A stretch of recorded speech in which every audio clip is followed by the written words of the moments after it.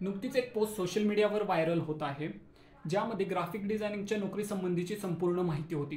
परंतु त्याच्यामध्ये एक सर्वात महत्त्वाची सूचना लिहिलेली होती, ती म्हणजे Marathi people are not welcoming here. आणि या नोकरीचं स्थळ कोणतं होतं, तर ते म्हणजे महाराष्ट्रातले मुंबई. म्हणजेच महाराष्ट्रातच मराठी माणसाला नोकरीची अडचण होत आहे किंवा त्याला नोकरीवर घेतले जात नाहीये. मराठी माणसाशी मुंबईमध्ये होणारा भेदभाव ही काही नवीन गोष्ट नाहीये. अगदी मागच्याच वर्षी एका महिलेला कामासाठी ऑफिसची गरज होती, परंतु काही कुटुंबाने तेथे मराठी माणूस असल्यामुळे ऑफिसचीही बंदी केली होती. 1960 मध्ये महाराष्ट्र वेगळा होऊन मुंबई महाराष्ट्रामध्ये आली, परंतु मराठी माणसाची स्थिती ही आत्ता इथपर्यंत पोहोचली तरी कशी, यासाठी अनेक कारणे आहेत, जी म्हणजे भौगोलिक, राजकीय, आर्थिक अशा अनेक कारणे आहेत. ही कारणे जाणून घेण्याआधी आपल्याला सर्वात पहिल्यांदा मराठी माणसाचा, महाराष्ट्राचा आणि इतर भाषिकांचा इतिहास आपल्याला जाणून घेतला पाहिजे. 17व्या शतकाच्या शेवटी ब्रिटिशांनी मुंबईमध्ये व्यापारास सुरुवात केली. नंतर ब्रिटिशांनंतर मारवाडी, गुजराती, पारसी या लोकांनी मुंबईमध्ये व्यापाराची वाटचाल सुरू ठेवली. 18व्या शतकाच्या मध्यंतरी पारसी लोकांनी मुंबईमध्ये कापड गिरणीचा व्यवसाय सुरू केला आणि नंतर 1860 मध्ये मुंबई ही भारतातील सर्वात मोठी कापडाची बाजारपेठ तयार झाली. पारसी लोकांच्याच पाठोपाठ गुजराती, मारवाडी या लोकांनी मुंबईमध्ये textile business, diamond business, engineering industries आणि त्याप्रमाणे इतर बिझनेसेसमध्ये वाटचाल सुरू ठेवली. परंतु पारसी, मारवाडी आणि गुजराती या कम्युनिटीच्या बिझनेसमध्ये काम करणारे लोक होते, ते म्हणजे मराठी कामगार. 1947ला देश स्वतंत्र झाल्यानंतर सिंधी लोक ही स्थायिक झाले आणि त्यांनी सुद्धा मुंबईचा खूप मोठ्या प्रमाणामध्ये उद्योगधंद्यामध्ये वाटचाल सुरू केली. परंतु या सर्वांमध्ये मराठी माणूस हा फक्त कामगार वर्ग म्हणूनच राहिला. आर्थिकदृष्ट्या दुर्बल असणारा, परंतु मुंबईमधील लालबाग, परळ, दादर आणि गिरगाव या ठिकाणी राहणारा जो काही मुंबईचा मराठी समाज आहे, तो एकदम छोट्या छोट्या चाळींमध्ये राहत होता. नंतर कुटुंब मोठी झाली आणि चाळ कमी पडू लागली आणि हाच मराठी समाज नंतर नाशिक, पुणे यासारख्या ठिकाणी स्थलांतरित होऊ लागला. त्याचप्रमाणे कापड गिरण्या ह्या बंद होऊ लागल्या आणि त्या कोसळल्या आणि त्याच्या जागी मोठमोठ्या टावर्सची निर्मिती झाली. आणि आर्थिकदृष्ट्या जो काही प्रबळ समाज आहे, म्हणजेच गुजराती, मारवाडी किंवा पारसी समाज, हे मोठमोठ्या टॉवर्सच्या ठिकाणी राहू लागले. आणि नंतर हाच मराठी समाज नंतर यासारख्या फ्लॅट्समध्ये राहायला गेला, तर मांसाहार चालत नाही म्हणून मराठी समाजाला या ठिकाणी घरे पण मिळत नव्हती.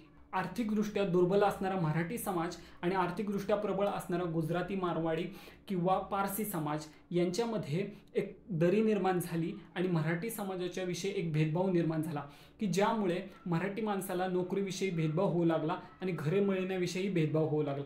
परंतु मराठी माणसाला नोकरी न मिळणे फक्त हे एकमेव कारण नसून यामागे अनेक कारणे आहेत. तर द प्रिंट या न्यूजच्या अनुसार मराठी माणसामध्ये नोकरीची शिस्त नाही.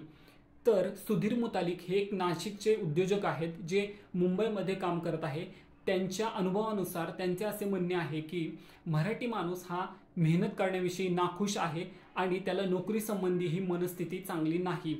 त्यामुळे मराठी माणसाला नोकरीसाठी घेण्यासही नाकारत आहे आणि त्यांच्या म्हणण्यानुसार मराठी माणूस हा कुठेतरी राजकारणाशी जोडलेला आहे, त्यामुळे मराठी माणसाला नोकरीवर घेण्यास टाळत आहे. आणि या विरुद्ध जर आपण विचार केला तर बिहारच्या लोकांना मध्ये नोकरीसाठी प्राधान्य मिळत आहे.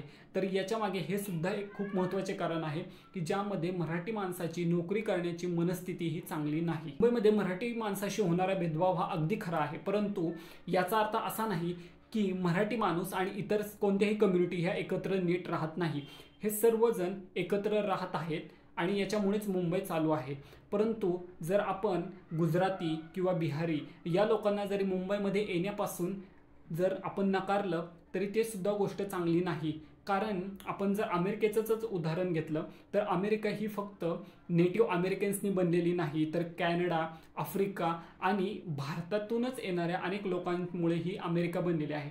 त्याचप्रकारे मुंबई ही सुद्धा इतर राज्यातून येणाऱ्या लोकांमुळे बनली आहे. भाजपा आणि शिवसेना ज्यावेळेस युती होती, त्यावेळी भाजपाला गुजरातीकडून मिळणारे मतदान होते आणि शिवसेनेला मराठीकडून मतदान मिळत होते. परंतु ज्यावेळी या दोन्ही पक्षाची युती तुटली, त्यानंतर आपण पाहू शकतो की भाजपाने सुद्धा मराठी दांडिया आणि शिवसेनेने जलेबी फाफडा रविवार असे कार्यक्रम काढले, ज्यामध्ये आपल्याला दिसून येते की हे दोन्ही पक्ष मतदान विभागल्यामुळे त्या मतदानाच्या मागे लागलेले आहे. यावरून आपल्याला एक सगळ्यात महत्त्वाची गोष्ट लक्षात येते की राजकीय पार्ट्या सुद्धा ज्या कम्युनिटीची लोकसंख्या वाढेल त्यांच्या वोट बँकसाठी, त्यांचा फायदा करून घेण्यासाठी त्यांच्या मागे पळत आहे.